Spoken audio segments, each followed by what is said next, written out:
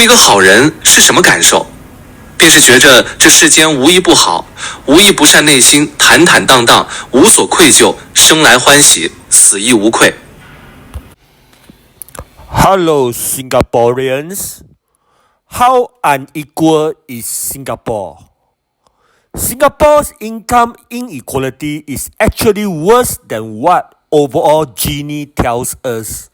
What are better ways to measure inequality? What's a better way?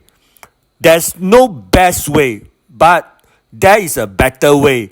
Because in Singapore, the way people experience inequality is driven by wealth inequality, not income inequality.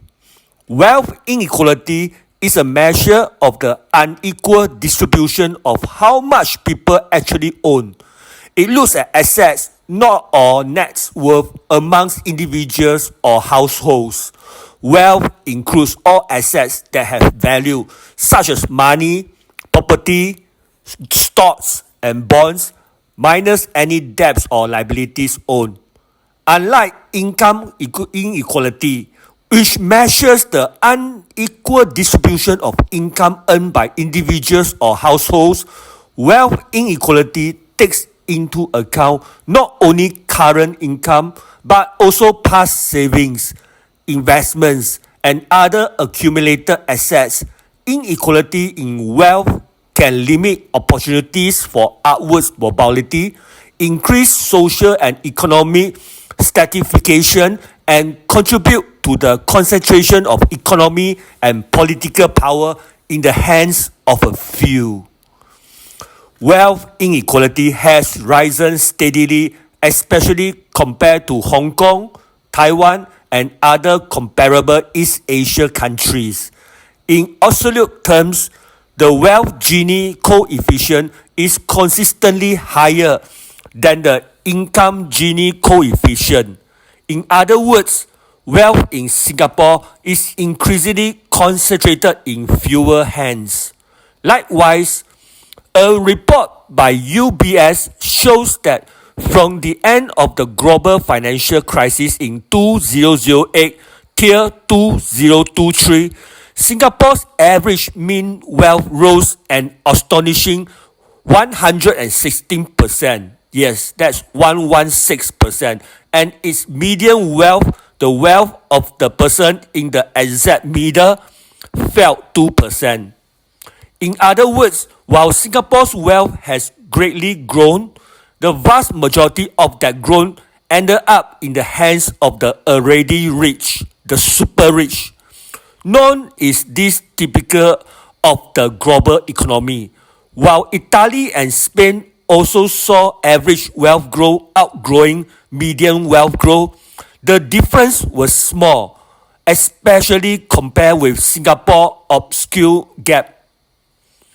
In most countries, median wealth growth was either higher than average or at least both average and median wealth growth or both fell.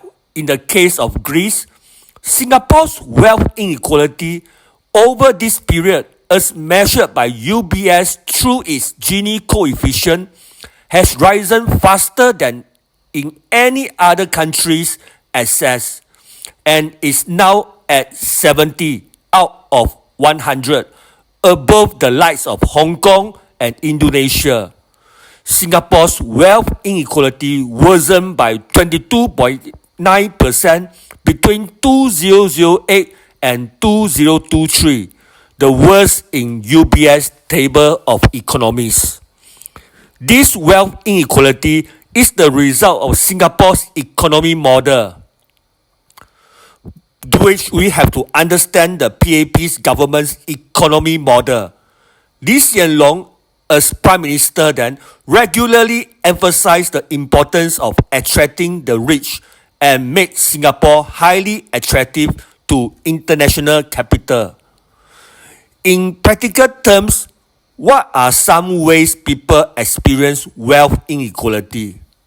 Let's take a look at two things which are very visible and commonly used proxies for wealth: luxury cars and private housing. These are two interesting trends here. The first is that the share of luxury cars out of total cars has drastically increased in recent years. The second is that ownership of one and two-room HDB flats has significantly increased. This is likely due to the two-room flexi scheme introduced in 2015 to allow seniors and other specific groups to own two-room public housing units. And this is borne out by the numbers. From 2000 to 2014, ownership of one and two-room flats is around 18 to 23%. From 2015, it shoots up to 33.9% and keeps growing from there. At the same time, the price of HDB flats has increased by 64%, outpacing the price of comparable non-landed private property, which increased by 50% in this period. The price of landed property, meanwhile, has gone up by a whopping 69%. Singapore's housing is very complicated and it's difficult to generalize from limited data, but it's clear that people are buying smaller HDB flats and that HDB prices are rising significantly faster than similarly priced, similarly sized private flats. Given the sensitivity and centrality of housing to Singapore's social stability and national identity, any perception that HDB flats are increasingly unaffordable portends social instability. So, do you think PM Wong and this PAP 4G team is doing a good job? Lastly, I would love to hear your thoughts on all I had said. I am Ben Puah from Red Dot United. Thank you.